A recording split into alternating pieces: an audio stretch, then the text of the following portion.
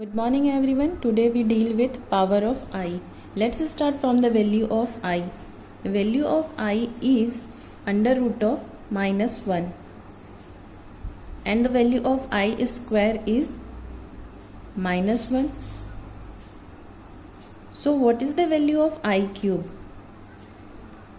We write I cube in the form of I square into I. And we know the value of I square की value यहाँ पे -1 है, हमने वो value put up कर दी into I. That means the value of I cube is -i. Next find the value of I to the power 4. We write I to the power 4 in form of I square into I square. So the value of I square is -1 into I square is -1. So it gives the value 1. Means the value of I to the power 4 is 1. चलिए आगे हम I to the power 5 की value find करते हैं. I to the power 5 को हमने I to the power 4 into i के form पे लिखा and we know the value of I to the power 4 that is 1. So the value of I to the power 5 is i. And again i to the power 6 we write in the form of I to the power 4 into i square and I to the power 4 is 1 into the value of I square is -1. So value of I to the power 6 is -1. The value of I to the power 7 is I to the power 4 into I to the power 3. And what is the value of I to the power 3? This is -i. So value of I to the power 7 is -i. And I to the power 8 is I to the power 4 into I to the power 4 means 1. तो आप यहाँ पे देख रहे होंगे कि यहाँ पे I की वैल्यू अंडर रूट ऑफ -1 है, आई स्क्वायर की वैल्यू -1 है, आई क्यूब की value -i, i to the power 4 की value 1.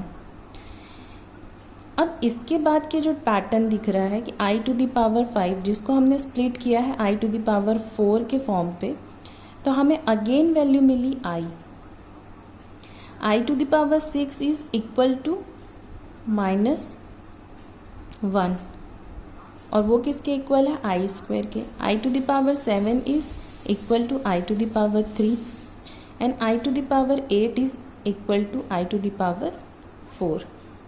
So these mean that the nature of power of I is cyclic. The power of I repeat in a definite pattern.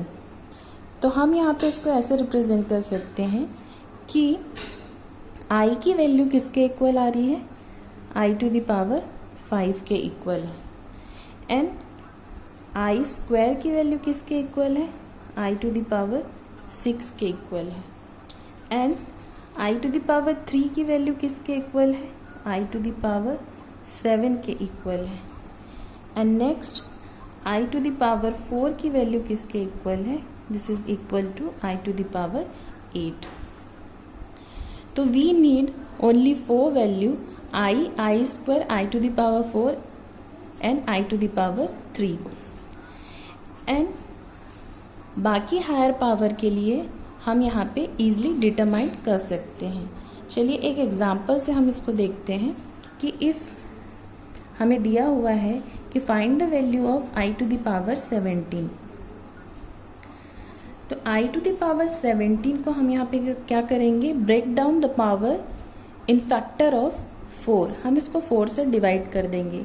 जब हम इसे 4 से divide करेंगे तो ये किस फॉर्म में स्प्लिट हो जाएगा, 4 4 16 प्लस 1. तो एक्चुअली में हम यहाँ पे लिख रहे हैं 4 इंटू 4 एंड उसके बाद हम लिख रहे हैं +1. ठीक है. आई टू द पावर 4 की वैल्यू क्या है आपकी 1 है. तो हमने यहाँ पे आई टू द पावर 4 की वैल्यू क्या पुटअप कर दी 1, एंड 1 की पावर दिया हुआ है 4 प्लस 1 का मतलब होगा, मतलब यहाँ पे मल्टीप्लिकेशन क्योंकि बेस सेम है तो ये हो गया आई। तो आपकी वैल्यू यहाँ से कितनी मिली आई। तो ऐसे ही हम किसी भी हाईएस्ट पावर की वैल्यू फाइंड आउट कर सकते हैं।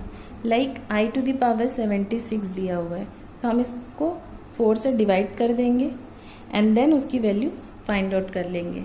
तो 76 को अगर हम 4 से डिवाइड करते हैं तो किस फॉर्म में आ जाएगा, टोटली डिविजिबल है तो इसकी वैल्यू कितनी हो जाएगी 1। तो हम यहाँ से ये कंक्लूज़न निकाल सकते हैं कि i is equal to I to the power 5 is equal to I to the power 9 is equal to I to the power 13 is equal to I to the power 17। और अगर हम इसे किसी पैटर्न पे रिप्रेजेंट करना चाहें तो हम इसको लिखेंगे i 4n + 1। ठीक है। नेक्स्ट आई स्क्वायर को अगर हम रिप्रेजेंट करना चाहें तो I square is equal to I to the power 6 equal to I to the power 10 equal to I to the power 14। और इसको हम जनरलाइज वे पे लिख सकते हैं I to the power 4n + 2। n की वैल्यू क्या होगी आपकी, नेचुरल नंबर, कोई भी नेचुरल नंबर हम यहाँ पे ले सकते हैं। थर्ड हम वैसे ही फाइंड कर लेते हैं आई क्यूब को, हम इसकी वैल्यू किसके इक्वल होगी, आई टू द पावर 7 के and I to the power 11 के and I to the power 15 के। और इसका जनरलाइज पैटर्न होगा I to the power 4n + 3, n is belonging to natural number. I to the power 4 is equal to I to the power 8 is equal to I to the power 12 is equal to I to the power 16 और इसे हम लिखेंगे आई to the power 4n। तो हमने यहाँ पे देखा था कि कॉम्प्लेक्स नंबर को हम कॉम्प्लेक्स प्लेन पे कैसे रिप्रेजेंट करते हैं। तो हमने देखा कि रियल पार्ट को हम एक्स एक्सिस में लेते हैं और इमेजिनरी पार्ट को हम वाई एक्सिस में लेते हैं। तो suppose this is my real part और ये हमने इमेजिनरी पार्ट लिया। तो आप क्या कर रहे हैं, आई की वैल्यू, आई मतलब इमेजिनरी पार्ट यहाँ कहीं पे होगा आई की वैल्यू, ठीक है। This is the value of I. तो अब ये आई की, अब आई स्क्वायर की वैल्यू क्या है, -1, तो -1 यहाँ इस प्लेन पे होगा।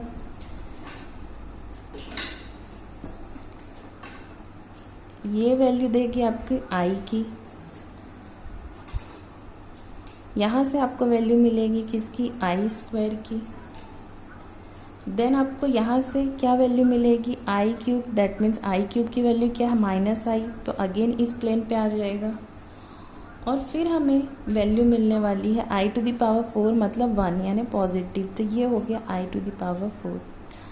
तो ये पैटर्न, इसके बाद जो भी आपका आई टू द पावर, फिर यहाँ पे अगेन वैल्यू मिलेगी आई टू द पावर 6, यहाँ मिलेगा आई टू द पावर 7 यहाँ और आई टू द पावर 8 अगेन यहाँ पे। तो इसी पैटर्न को हम क्या बोल रहे हैं, साइक्लिक पैटर्न बोल रहे हैं। तो ये था आपका पावर ऑफ आई। अब इसकी दो प्रॉपर्टीज़ भी हैं, तो इनकी प्रॉपर्टी हम देख लेते हैं। नाउ प्रॉपर्टी ऑफ आई, आई जो है वो इमेजिनरी यूनिट है। अब इसकी प्रॉपर्टीज़ देख लेते हैं कि sum and product of 4 consecutive integral power of I. तो हम पहले यहाँ पे लिख रहे हैं 4 कॉन्जिगेटिव इंटीग्रल पावर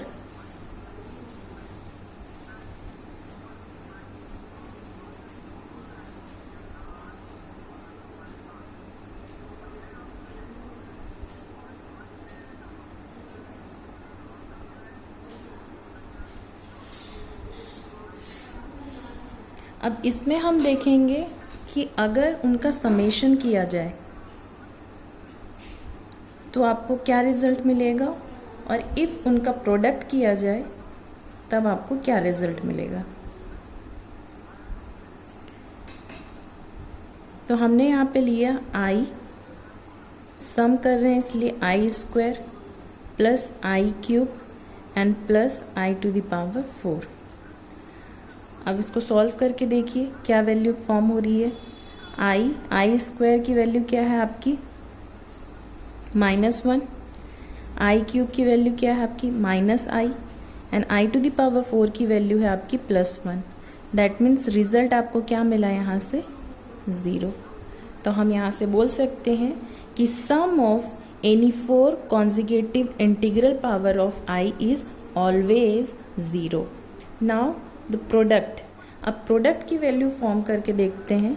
हम यहाँ पे ले रहे हैं I cube into I to the power 4 into I to the power 5 into I to the power 6। I cube means या बेस सबका सेम है तो हम पावर को ऐड कर सकते हैं सिंपल। तो हम यहाँ पे सिंप्लीफाई कर लेते हैं। बेस सेम है आपका, पावर को आप ऐड कर लीजिए 5 6 11 15 और यहाँ पे कितना हो जाएगा आपका 15 + 3 इज़ 18। अब इस 18 को सेम हम यहाँ पे जैसे हाईएस्ट पावर के लिए हमने अभी डील किया था सेम हम वैसा डील कर लेते हैं। 4 से डिवाइड करके देख लेते हैं। तो जब हम इसको 4 से डिवाइड करेंगे तो हम इसको लिख सकते हैं I to the power 16 and plus हम क्या लिखेंगे यहाँ पे 2।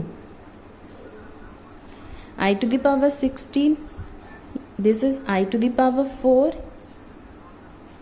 To the power 4 and plus क्या है आपका 2।